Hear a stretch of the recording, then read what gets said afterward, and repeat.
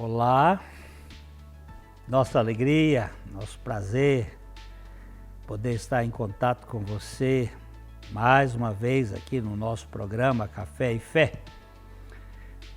Você sabe que o nosso objetivo, nosso propósito aqui é a proclamação da boa notícia do Evangelho, deste mundo de más notícias, de fake news, de tanta coisa esquisita.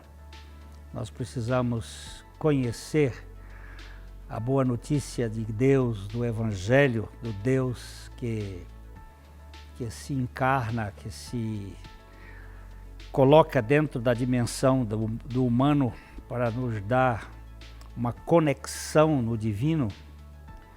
Nós que não conseguimos transcender a quarta dimensão, nós estamos aqui dentro da terceira e temos dificuldade de pensar além disto.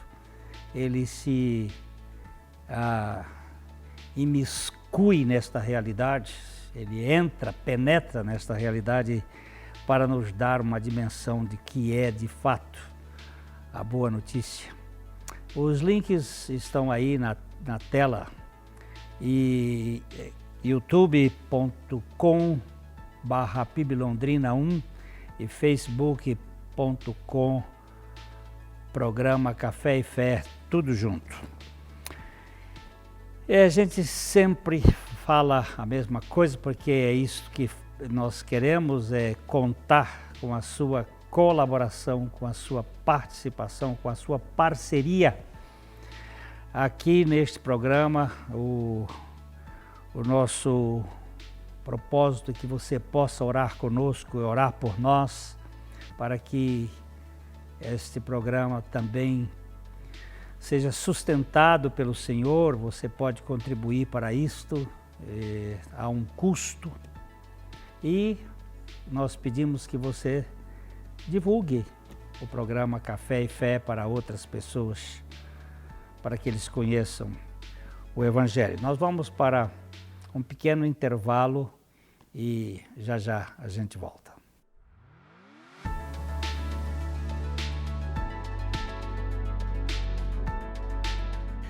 Bom dia, meus queridos, graça e paz. Estamos novamente aqui para uma breve reflexão e eu queria ler com vocês o Salmo 37, versículo 5, onde o salmista nos diz assim: entrega o teu caminho ao Senhor, confia nele e o mais ele fará.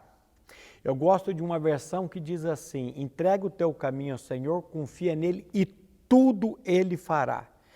O pastor Glênio disse certa ocasião, daqui a pouco vocês vão ouvi-lo, mas ele disse certa ocasião que um dos versículos mais difíceis da Bíblia é o Salmo 37, 5, esse salmo que nós acabamos de ler.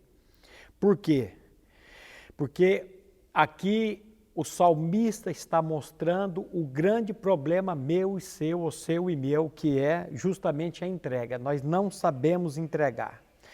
Se nós aprendêssemos a entregar todas as coisas diante de Deus, diante do trono da graça de Deus, parece que ao mesmo tempo que nós entregamos, nós pegamos de volta. Eu creio que nós precisamos orar ao Senhor e pedir: Senhor, me ensina a lhe entregar todas as coisas. Senhor, me ensina diariamente a lançar sobre Ti toda a minha ansiedade, todos os meus problemas, todas as minhas angústias. E essa palavra entrega aqui traduzida, que o salmista está querendo dizer, a tradução dela significa rolar, no sentido de se ver livre de um peso, no sentido de se ver livre de um fardo. Aliás, o Salmo 55, 22, o salmista diz assim: confia os teus cuidados ao Senhor e Ele te susterá, jamais permitirá que o justo seja abalado. Preste atenção, confia. Tem uma versão que diz: entregue os teus problemas. Tem uma versão que diz: lança o teu fardo sobre o Senhor e Ele te susterá. Ele vai te sustentar, Ele vai te fortalecer. Ele jamais permitirá que o justo seja abalado. E essa palavra justo aqui não é aquele que é justo pela sua própria justiça. A palavra justo aqui é aquele que foi justificado em Cristo Jesus. Nós estamos aí entrando no novo ano, muitas incertezas, muitas preocupações, muitos medos e tantas coisitas más. Mas o que nós precisamos fazer é entregar diante de Deus todas as coisas. Entregar diante de Deus a nossa vida, a nossa família, o nosso trabalho. Quando eu vejo o apóstolo Paulo dizendo assim, eu sei em quem tenho crido, e estou bem certo que Ele é poderoso para guardar o meu tesouro até o dia final. Sabe o que eu vejo aqui? Um homem que tinha confiança, um homem que sabia o que é realmente entregar, e nada poderia abalar a vida desse homem. Por quê? Porque ele sabia em quem ele cria. E a pergunta que eu faço para você é essa: você e eu, nós sabemos em quem nós cremos? Nós realmente estamos lançando sobre Ele, entregando a nossa vida, a nossa família, tudo diante de Deus? Reflita bem esse ano que passou e aprenda a depender somente do Senhor e da graça e da misericórdia dEle na sua vida. Que o Senhor continue fortalecendo você e a sua família. Fique agora com mais uma meditação com o pastor Glênio e até a próxima, se assim Deus o permitir. Graça e paz.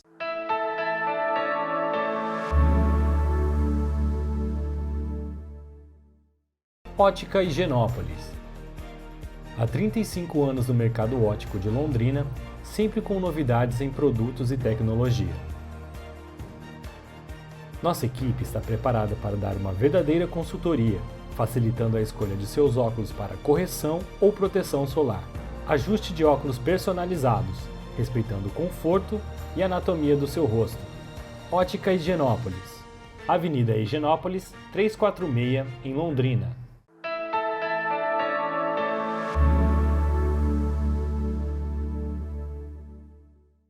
Nós temos andado aqui no Evangelho de João, nós temos procurado ver algumas pepitas nesse garimpo da Palavra de Deus, rico, grandioso, maravilhoso, e que nos pode edificar e transformar as nossas vidas.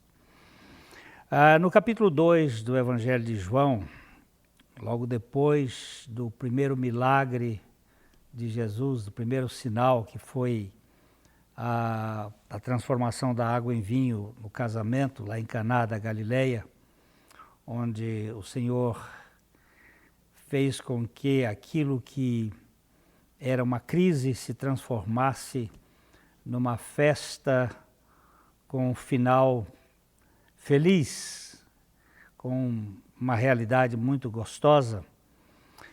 E o texto bíblico vai dizendo que, estando próximo à Páscoa dos judeus,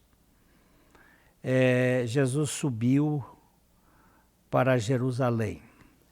O casamento foi em Caná da Galileia, lá na região norte. Agora Jesus desce e vem para Jerusalém. Essa é a primeira Páscoa de Jesus. A primeira Páscoa no seu ministério. Ele já estava com 30 anos, mas aqui é a primeira Páscoa onde ele vem a Jerusalém, que era um costume do povo judeu, vir para a cidade de Jerusalém para a comemoração daquele dia que é uma lembrança da saída do povo do Egito, da escravatura do Egito.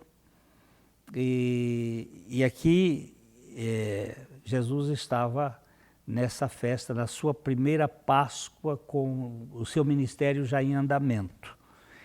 E diz o texto que encontrou no templo os que vendiam bois, ovelhas e pombas, e também os cambistas assentados.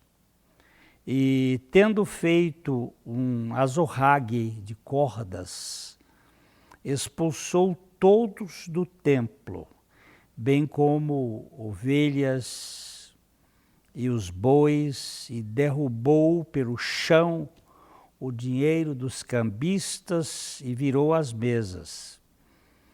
E disse aos que vendiam as pombas: tirai daqui estas coisas, não façais da casa de meu pai casa de negócio. Existem duas purificações do templo feitas por Jesus, muito semelhantes. Uma no início do seu ministério e uma outra um pouco tempo antes da sua crucificação. Isto aqui é muito significativo. O Senhor Jesus chega no templo e encontra os que vendiam ovelhas e bois. Muitos judeus vinham do Império Romano, da Grécia, de outros países. Eles vinham para esta festa que era muito importante para eles. E eles não tinham como fazer os sacrifícios. Então havia aqueles que criavam ovelhas e bois e pombas, e eles negociavam. E faziam negócios muito vultosos. Um animal custaria 10, 15, 20 vezes mais do que custaria para um agricultor comum. Eles vendiam com ágio aquele negócio, faziam negócios excepcionais. E Jesus, um rabi lá da Galileia, um homem sem nenhuma credencial do clero da época, ele entra no templo e faz uma reviravolta. Ele constrói uma azorrague de cordas e ele expulsa, ele tira de dentro do templo aqueles animais, retira, ele vira as mesas e ele vergasta. Ali é uma coisa realmente assombrosa. Judeuzinho sem nenhum curso de karatê, nem halterofilismo, nada, com a autoridade do céu. Ele, então, realmente faz uma revolução, retirando do templo aquelas coisas, e ele disse aos que vendiam as pombas: tirai daqui estas coisas e não façais da casa de meu pai um balcão de negócio. A religião sempre tem essa tendência.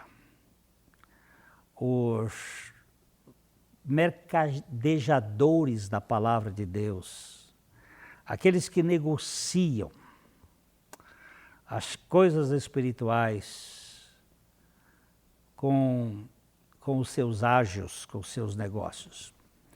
Evidentemente que a igreja e todo o sistema religioso precisa de recursos, porque nós vivemos num mundo em que nós carecemos de recursos para a manutenção, para as construções, para a ajuda aos que necessitam. E evidentemente que tem esse valor por trás da execução com os recursos deste mundo. Mas aqui o que ele está fazendo é demolindo a ideia da lucratividade, da negociata, que estava sendo feita ali com aqueles sacerdotes, aqueles religiosos, levando vantagem. E o Senhor então entra com uma ideia de purificar o templo, de limpar a estrutura das negociatas. Ele diz o zelo da tua casa me consumirá. Esse texto vai nos mostrar que a casa de Deus não está necessariamente dentro de um templo, dentro de uma estrutura física. Talvez aquele templo de Jerusalém tenha sido um equívoco criado por Davi. Davi quis construir aquele templo. O profeta Natan chegou mesmo a dizer que Deus nunca pediu que se construísse um templo.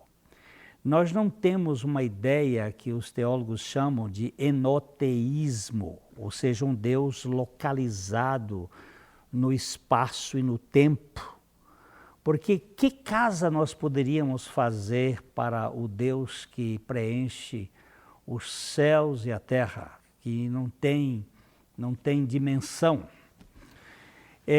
Evidentemente que esta construção, ela tinha todo um significado nacionalista do povo, mas a casa de Deus, de fato, a casa de Deus é o povo de Deus.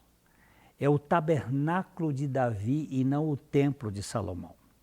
Existe o tabernáculo de Moisés, que foi construído com a finalidade de apontar para uma realidade espiritual, aquele tabernáculo que foi construído lá no deserto, quando o povo saía da cultura egípcia, do culto egípcio, e ele precisava ser desmontado. Então Deus mandou que fizesse um tabernáculo com algumas características, tinha o átrio, tinha o santo, tinha o santíssimo. Pois com o passar do tempo também aquilo envelheceu, caducou, e a realidade que Davi construiu um tabernáculo que era aberto, onde a arca ficava visível. Este tabernáculo, que depois foi substituído pelo templo, que era um modelo comparativamente concreto, mas comparativamente muito parecido com o primeiro tabernáculo,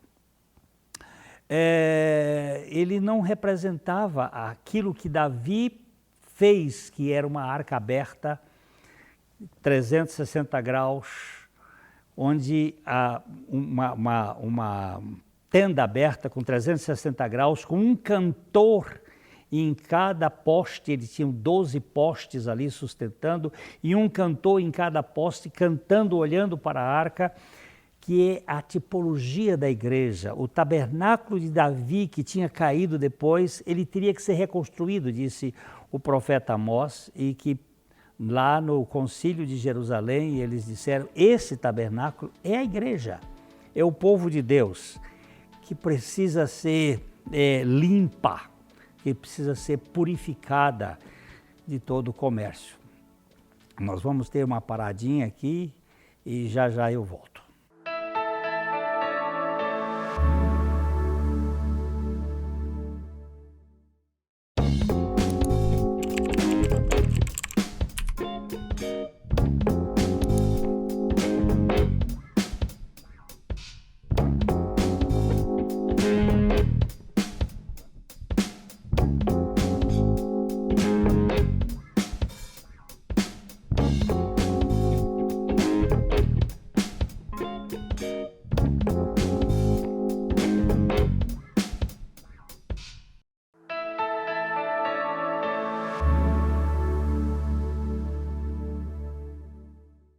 Então, aquele templo do tempo de Jesus, que era o templo de Herodes, que tinha sido reformado, era uma obra de arte também muito bonita. ele estava completamente conspurcado, ele estava completamente destruído do ponto de vista moral e do ponto de vista espiritual. E Jesus entra para fazer uma purificação. João registra a limpeza do templo imediatamente após o milagre de Caná da Galileia e oferece uma chave importante para todo o mistério de Jesus, para todo o ministério de Jesus, que era uma substituição da antiga ordem da limpeza cerimonial da água pela limpeza cerimonial da experiência, ao vinho, a transformação interior. Por que aquela gente estava negociando ali dentro? Porque eles não tinham um coração transformado. O coração era o coração adâmico do negócio, da vantagem, da propina, do que eles iriam receber. Então, neste acontecimento, assinala uma substituição.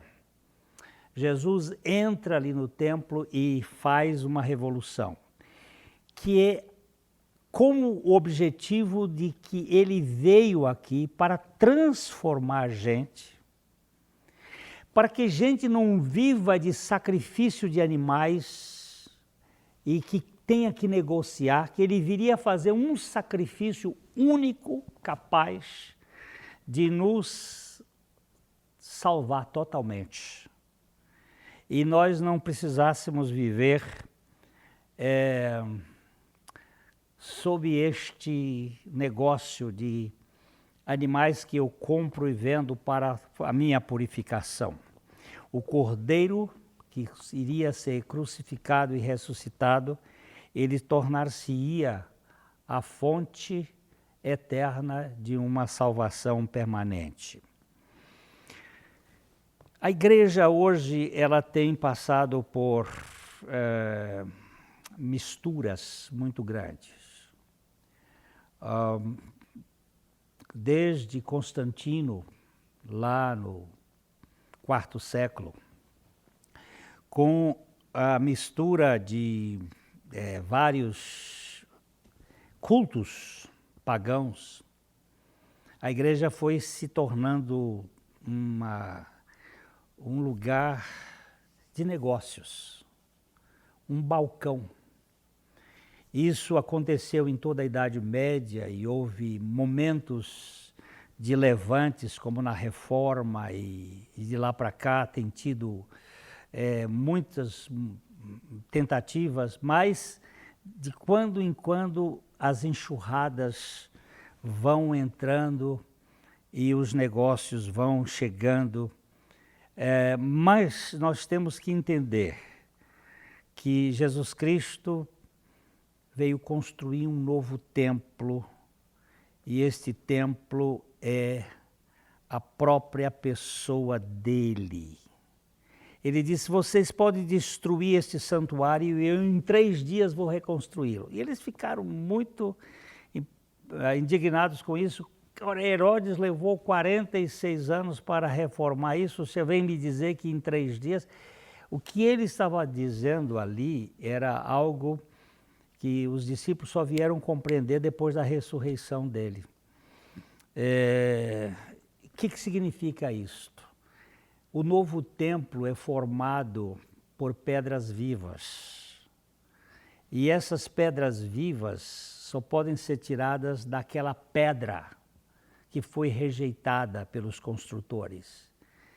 E isto aqui está falando de uma obra que Jesus veio realizar aqui.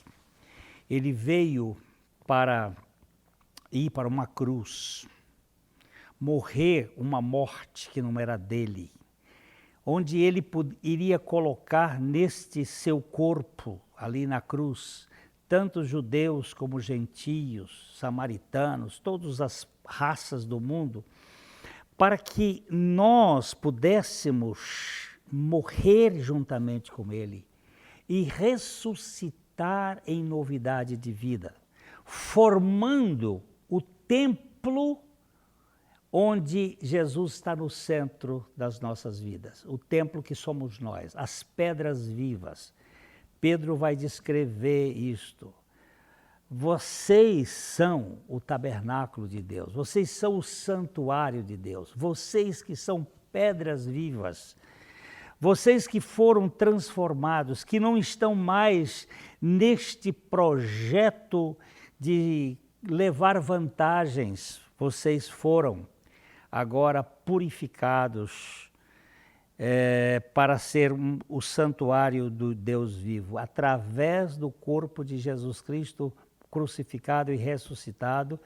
Nós que fomos incluídos nele também ganhamos essa dimensão e ganhamos uma natureza completamente capaz de viver a vida de Deus em nós. Paulo vai dizer assim, olha, eu estou crucificado com Cristo, portanto, já não sou eu quem vive, é Cristo que vive em mim, e a vida que eu agora vivo neste corpo, vivo pela fé no Filho de Deus, que me amou e a si mesmo se entregou por nós. Se hoje nós encontramos gente que quer negociar com o corpo de Cristo, nós temos que chamá-los de vigaristas, trapaceiros, e precisam ganhar uma experiência verdadeira de regeneração, de novo nascimento, da vida de Cristo, de uma transformação daquela velha mentalidade para a mentalidade da redenção em Cristo Jesus. Jesus purificou o templo lá, mas aquilo tinha como finalidade purificar e transformar o novo templo que ele criaria, que é a Igreja de Jesus Cristo. Você faz parte da Igreja de Jesus Cristo ou só de uma organização qualquer? Se você faz parte da Igreja de Jesus Cristo, você é uma pedra viva. Se você é uma pedra viva, você foi crucificado com Cristo e Cristo é a sua vida pela ressurreição. E é isto que faz tirar os cambistas da igreja e se tornar a casa de oração para todos os povos. Que Deus lhe dê a você e a mim a consciência de sermos participantes dessa realidade. E fica aqui o nosso abraço. Eu espero encontrar você sempre neste nosso programa. Você tem esse encontro marcado conosco no Café e Fé, todo final de semana aqui na TV Tarobá. Fica aqui meu abraço e até a próxima.